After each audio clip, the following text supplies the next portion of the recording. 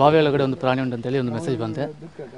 ಕೂಡಲೇ ನಾವು ಮತ್ತು ನಮ್ಮ ಆಫೀಸರ್ ಅಧಿಕಾರಿಗಳು ಬಂದು ಇಲ್ಲಿ ಬಂದು ನೋಡುವಾಗ ಅದೊಂದು ಕಾಡಬೇಕಂತ ಇತ್ತು.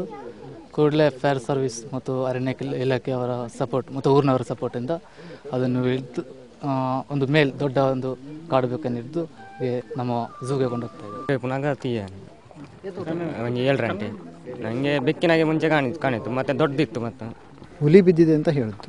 ಆ್ಯಕ್ಚುಲಿ ನಮಗೆ ಕಾಡಬೇಕು ಅಂತ ಯಾರು ಹೇಳಿಲ್ಲ, ಹುಲಿ ಬಿದ್ದಿದೆ ಅಂತ ಹೇಳಿ. ಮತ್ತು ಅದನ್ನು ಬಾವಿ ಒಳಗಡೆ ಬಿದ್ದಿದೆ ಅಂದಾಗ ನಾವು ಅಲ್ಲಿಂದ ಸಿಬ್ಬಂದಿ ಸಮೇತ ಬಂದು ಮತ್ತು ಅಲ್ಲಿ ನಾನು ಕೂಡ ಪಾಂಡೇಶ್ವರಿಂದ ಹೊರಟು ಬಂದಾಗ ಇಲ್ಲಿ ನೋಡಿದಾಗ ಬಾವಿ ಒಳಗಡೆ ದೊಡ್ಡ ಕಾಡಬೇಕು ಅಂತ ಬಿದ್ದಿರೋದು ಕಂಡು ಬಂತು.